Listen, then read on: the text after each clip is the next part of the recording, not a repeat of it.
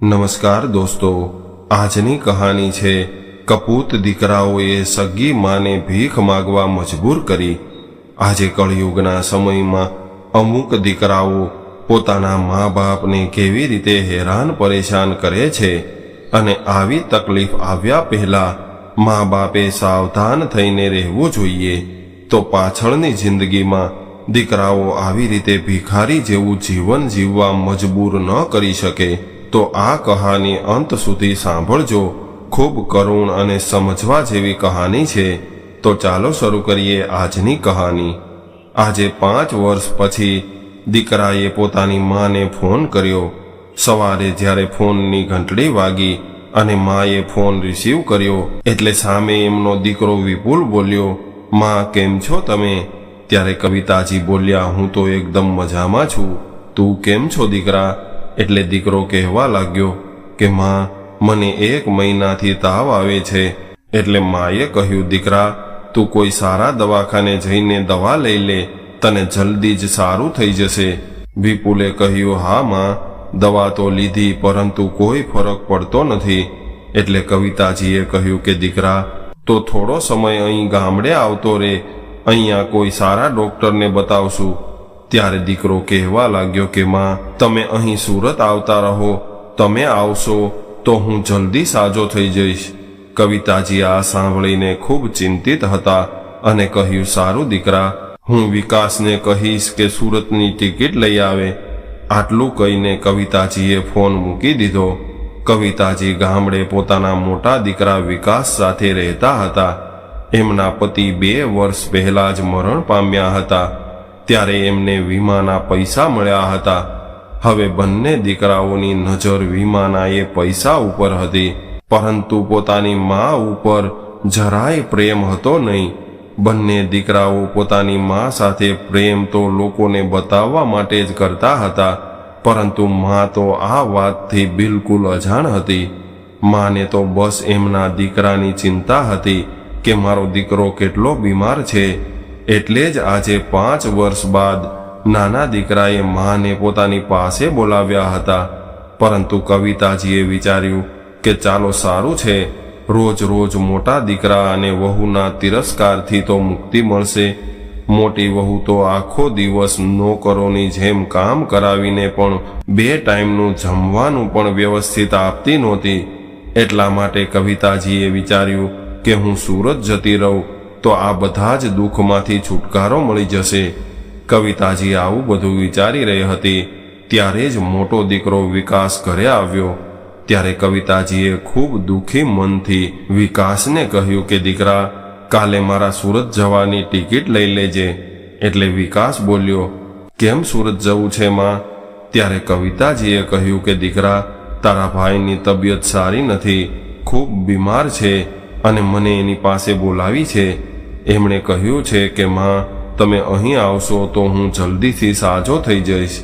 આવું સાંભળીને વિકાસ ખૂબ ગુસ્સે થયો અને એની માને ગુસ્સામાં કહેવા લાગ્યો કે આ 5 વર્ષથી તો તમારા નાના દીકરાએ તમને સુરત બોલાવ્યા નથી, પરંતુ હવે વીમાના પૈસા મળ્યા છે એટલે એ તમને સુરત બોલાવી રહ્યો છે।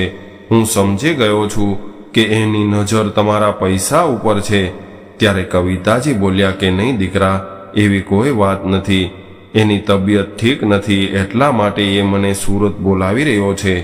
વિકાસે કહ્યું, ઠીક છે માં, હું સુરતની ટિકિટ લઈ લઉં છું, પરંતુ તમારે મને વીમાના પૈસા આપીને જવું પડશે। ત્યાં જઈને કદાચ તમે બધા પૈસા વિપુલને આપી દો તો આટલો ખર્ચો તો અમે ઉઠાવ્યો છે અને પૈસા એ લઈ જશે, એટલે આ પૈસા મને આપવા પડશે, ત્યારબાદ જ હું ટિકિટ લઈ આવીશ। ત્યારે કવિતાજી બોલ્યા કે કેવી વાત કરે છે, ત્યાં તારો ભાઈ બીમાર છે અને તને પૈસાની પડી છે? ઠીક છે, હું તને વીમાના અડધા પૈસા આપીને જઈશ, બસ તું જલ્દીથી મારી સુરત જવાની ટિકિટ લાવી આપ। મને ખૂબ ચિંતા થાય છે કે મારો નાનો દીકરો જલ્દીથી સાજો થઈ જાય। આવું સાંભળીને વિકાસ ખૂબ ખુશ થયો। અડધા પૈસા આપવાની વાત સાંભળીને વિકાસ બીજા દિવસે સુરત જવાની ટિકિટ લઈ આવ્યો અને બીજા દિવસે માને બસમાં બેસાડી દીધી। સુરત પહોંચતા જ વિપુલની પત્ની મિતાલી સ્ટેશને કવિતાજીને લેવા આવી। થોડીવાર બાદ બંને ઓટો રિક્ષામાં ઘરે આવ્યા. ઘરે પહોંચતા જ કવિતાજી દોડતા દોડતા વિપુલ પાસે ગયા અને કહેવા લાગ્યા, જો દીકરા, હું આવી ગઈ છું. હવે હું તારી ખૂબ સેવા કરીશ. તું જલ્દીથી સાજો થઈ જઈશ. ત્યારે જ વિપુલની પત્ની મિતાલી બોલી, માજી, એને સેવાની નહીં, દવાની જરૂર છે. સેવાથી સાજા થઈ જતા હોત તો હું તો રોજ એની સેવા કરું છું. એટલે કવિતાજી કહેવા લાગ્યા, તો આને દવા કેમ નથી આપતી? એટલે મિતાલી ગુસ્સે થઈને કહેવા લાગી કે માજી, પૈસા હોય તો દવા લાવીએ ને. 3 મહિનાથી એ ઘરે બેઠા છે. 3 મહિનાથી બીમાર પડ્યા છે. કોઈ કામ ધંધો કરી શકતા નથી. ક્યાંથી પૈસા આવે? અને પૈસા નથી એટલે દવા શેની લેવી? વહુની આવી વાતો સાંભળીને કવિતાજી કહેવા લાગ્યા, વહુ, તું ચિંતા ન કર અને દવાના પૈસા હું આપું છું. તું જલ્દીથી જઈને દવા લેતી આવ. આટલું કહીને કવિતાજી પોતાની પાસે રાખેલા પૈસા એની વહુને આપે છે. થોડી વાર બાદ વહુ દવા લઈને આવે છે અને ખૂબ પ્રેમથી કવિતાજી એના દીકરાને દવા પીવડાવે છે. ત્યારબાદ કવિતાજી સ્નાન કરવા માટે બાથરૂમમાં જાય છે. આ બાજુ એનો દીકરો અને વહુ ઈશારામાં વાતો કરીને ખૂબ ખુશ થઈ રહ્યા હતા. ઈશારાનો મતલબ એવો હતો કે એમણે બીમારીનું તો ખાલી બહાનું બનાવ્યું હતું. અને વિપુલ કહેવા લાગ્યો કે અરે યાર, આ માં તો મને દવા પીવડાવીને મારી નાખશે. એટલે મિતાલી બોલી કે તમે ચિંતા ન કરો, આ દવા તો ખાલી વિટામિનની ગોળીઓ છે. આનાથી કંઈ પ્રોબ્લેમ નહીં થાય. આ બંને તો બિચારી ભોળી માને ખુલ્લી આંખોથી લૂંટી રહ્યા હતા. હવે વિપુલને તો હંમેશાની આદત થઈ ગઈ અને રોજ કવિતાજી પાસે પૈસા માંગ્યા કરતો અને કવિતાજી પણ ખૂબ ખુશ થઈને પૈસા આપ્યા કરતા. માં તો વિચારી રહી હતી કે મારો દીકરો 3 મહિનાથી બીમાર છે અને કંઈ કામ નથી કરી શકતો, એટલે એની મદદ કરવી મારી ફરજ છે. આવી રીતે ધીરે ધીરે વિપુલની આદત વધારે વધવા લાગી. હવે તો કોઈને કોઈ બહાનું કાઢીને વિપુલ માં પાસેથી પૈસા કઢાવ્યા રાખતો.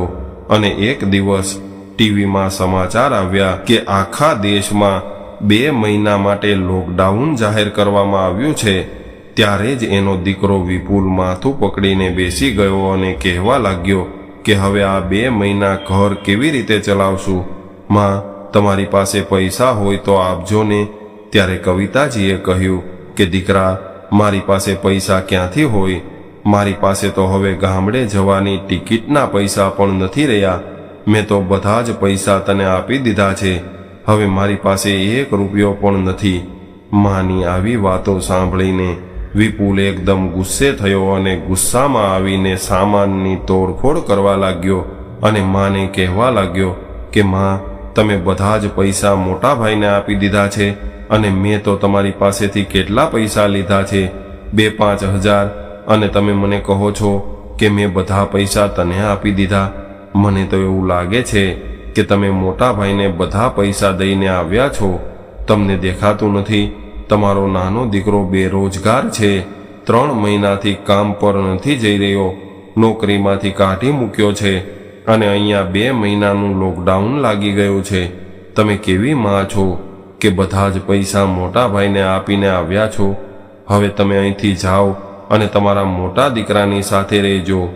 દીકરાની આવી વાતો સાંભળીને કવિતાજી ખૂબ રડવા લાગ્યા અને કહેવા લાગ્યા કે તમે લોકોએ તો તમારું સુખ સુવિધાવાળું જીવન જીવવાના ચક્કરમાં બધા જ પૈસા ખર્ચી નાખ્યા. પહેલાથી જ તમે બચત કરી હોત તો આજે આ દિવસ ન જોવો પડ્યો હોત. માની આવી વાત સાંભળીને વિપુલને વધારે ગુસ્સો આવ્યો અને કહેવા લાગ્યો કે માં, અહીંયા આવડું મોટું ટેન્શન છે અને તમે લેક્ચર આપવાનું શરૂ ન કરો. હવે તમારી પાસે પૈસા નથી અને અહીંયા અમારો ખર્ચો કાઢવો પણ મુશ્કેલ થઈ રહ્યો છે.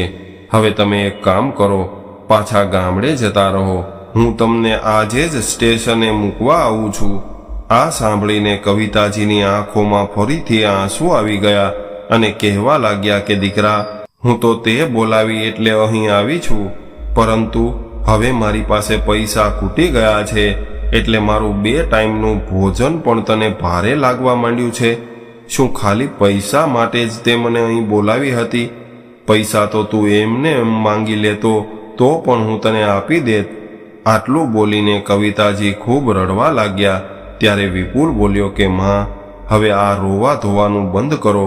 અહીંયા અમારા ખાવાના પણ લાલા પડ્યા છે અને તમને ક્યાંથી ખવડાવશું? એટલે જલ્દીથી તમારો સામાન પેક કરો, એટલે હું તમને સ્ટેશને મૂકી જાઉં.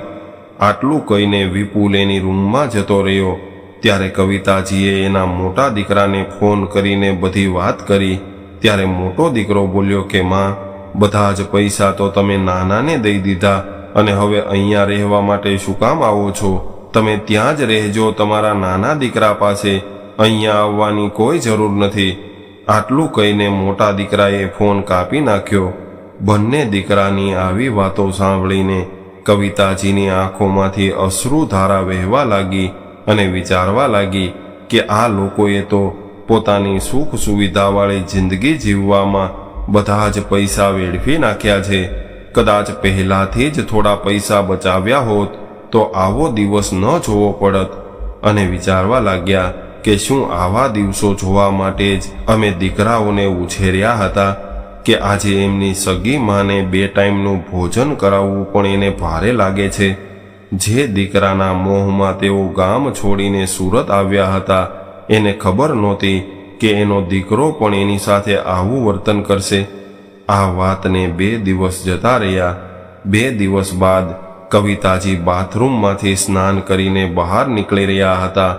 ત્યારે એમણે જોયું કે એની નાની વહુ એનો બધો જ સામાન સળગાવી રહી હતી. સામાન સાથે એની દવાઓ પણ સળગાવી દીધી. એટલે કવિતાજી દોડતા દોડતા એ આગ ઠારવાની કોશિશ કરવા લાગ્યા. એને કંઈ સમજાતું નહોતું કે શું કરવું અને શું ન કરવું. એટલે તેઓ એમના હાથથી જ આગ ઠારવાની કોશિશ કરવા લાગ્યા. ત્યારે જ અમુક કપડાં એના હાથે ચોંટી ગયા, જેના લીધે એના હાથમાં ફોલ્લા પડી ગયા. એટલે તે જોર જોરથી ચિલ્લાવા લાગ્યા. પરંતુ એની વહુ ત્યાં ઊભી ઊભી આ બધું જોઈ રહી હતી. ત્યારબાદ રડતા રડતા માએ એની વહુને કહ્યું કે વહુ, તે આ શું કર્યું? તું મારી સાથે કયા જન્મનો બદલો લઈ રહી છો? તે તો મારા કપડાની સાથે સાથે મારી દવાઓ પણ બાળી દીધી. હવે હું શું પહેરીશ અને દવાઓ લાવવા માટે પૈસા પણ નથી. દવાઓ નહીં લઉં તો મારી તબિયત બગડી જશે. તે આ શું કર્યું? ત્યારે વહુએ કહ્યું કે તો શું કરું? તમે સીધી રીતે તો ઘરમાંથી જવા માંગતા નથી, એટલે મને ગુસ્સો આવી ગયો અને મેં બધું સળગાવી દીધું. તમને જવાનું કહીએ છીએ તો જતા કેમ નથી? અહીંયા રહીને અમારો ખર્ચો શું કામ વધારી રહ્યા છો? ત્યારે કવિતાજીએ કહ્યું કે વહુ, હું ક્યાં જઈશ? મોટા દીકરાએ પણ ઘરે આવવાની ના પાડી છે. આવામાં હું ક્યાં જઈશ, ક્યાં રહીશ અને શું કરીશ, શું ખાઈશ? કોરોનાના લીધે ચારે બાજુ લોકડાઉન ચાલી રહ્યું છે. ત્યારે મિતાલીએ એની સાસુના વાળ પકડીને ઢસડીને ઘરની બહાર ફેંકી દીધા. બિચારી માં આખી રાત ઘરની બહાર ગેટ પાસે બેઠી રહી. દવા નહીં પીવાના લીધે રાત્રે એની તબિયત બગડી ગઈ હતી, એટલે એ ત્યાં જ જમીન પર સૂઈ ગઈ. સવારે દીકરાનો અવાજ સાંભળ્યો એટલે ઉઠી ગઈ. ત્યારે દીકરો બહાર આવીને કહેવા લાગ્યો કે માં, મેં તમારા માટે રિક્ષા બાંધી છે, એ ઘણું છે. હવે તમે જમવાનું તો બસ સ્ટેશન પર ભીખ માગીને પણ જમી શકો છો. મારી પાસે હવે પૈસા નથી. આટલું કહીને વિપુલ ઘરની અંદર જતો રહ્યો. પરંતુ આ લાચાર અને વૃદ્ધ માની આંખોમાંથી આંસુઓની ધારા વહેવા લાગી. થોડી વાર બાદ રિક્ષાવાળો આવ્યો અને કવિતાજીને રિક્ષામાં બેસાડીને સ્ટેશને મૂકીને જતો રહ્યો. સ્ટેશને જઈને કવિતાજીને ખબર પડી કે લોકડાઉનના લીધે બધી જ બસો રદ કરવામાં આવી છે. એટલે લાચાર થઈને ત્યાં જ સ્ટેશન પર બેસી રહ્યા અને વિચારવા લાગ્યા કે આવા દિવસો જોવા પહેલા ભગવાને મને એની પાસે બોલાવી લીધી હોત તો સારું હતું. થોડી વાર બાદ સમાજ જેવી સંસ્થાઓના સભ્યો ગરીબો અને મજૂરોને જમવાનું આપવા માટે સ્ટેશને આવ્યા અને એમણે કવિતાજીને પણ જમવાનું આપ્યું. કવિતાજીને ખૂબ ભૂખ લાગી હતી, એટલે તરત જ તેઓ જમવા લાગ્યા. ત્યારબાદ કવિતાજી કહેવા લાગ્યા કે 1 પ્લેટ હજુ મળશે. ત્યારે એ સમાજસેવી સંસ્થાના સભ્યો બીજી પ્લેટ કવિતાજીને આપતા ગયા અને કહેતા ગયા કે તમે બીજી પ્લેટ રાત્રે જમી લેજો. આવું કહીને એ લોકો જતા રહ્યા। આ બાજુ કવિતાજી ભોજન કરીને ત્યાં જ બાકડા પર સૂઈ ગયા। 1 કલાક બાદ સ્ટેશનની કન્ડિશન જાણવા માટે ત્યાં ન્યૂઝ રિપોર્ટર આવ્યો। આ લોકો સ્ટેશનની આસપાસ ફૂટપાથ ઉપર રહેતા લોકોની શું હાલત છે એ જાણવા માટે આવ્યા હતા। ત્યારે જ એ રિપોર્ટરની નજર કવિતાજી ઉપર પડી અને એ કવિતાજીનું ઇન્ટરવ્યૂ લેવા માટે એની પાસે આવ્યો અને કહેવા લાગ્યો કે માજી, આ લોકડાઉનમાં તમે ઘરની બહાર શું કરી રહ્યા છો? ત્યારે કવિતાજીએ બધી વાત રિપોર્ટરને જણાવી દીધી। કવિતાજીની બધી જ વાતો સાંભળીને રિપોર્ટરની આંખમાં પણ આંસુ આવી ગયા। ત્યારબાદ એ રિપોર્ટર કવિતાજીને લઈને એક વૃદ્ધાશ્રમમાં ગયો અને કહેવા લાગ્યો કે જ્યાં સુધી તમારી આવી હાલત કરવાવાળા તમારા દીકરાઓને સજા ન મળે ત્યાં સુધી તમે અહીંયા જ રહી શકો છો। એટલે કવિતાજી કહેવા લાગ્યા કે મારે કોઈને સજા નથી અપાવવી, એના કર્મોની સજા તો એને ભગવાન ખુદ આપશે, પરંતુ હું એ નરકમાં હવે જવા નથી માંગતી, હું હવે અહીંયા જ વૃદ્ધાશ્રમમાં રહીશ। આટલું બોલતા જ કવિતાજી ખૂબ રડવા લાગ્યા। ત્યારે રિપોર્ટર એને આશ્વાસન આપીને ત્યાંથી જતો રહ્યો।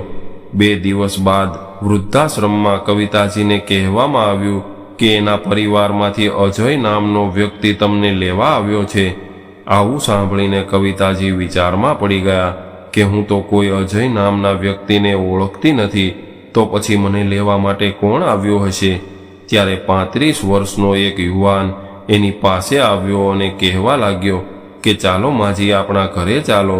એટલે કવિતાજી એકદમ આશ્ચર્યચકિત થઈને એને જોવા લાગ્યા અને કહેવા લાગ્યા કે દીકરા, મેં તને ઓળખ્યો નહીં।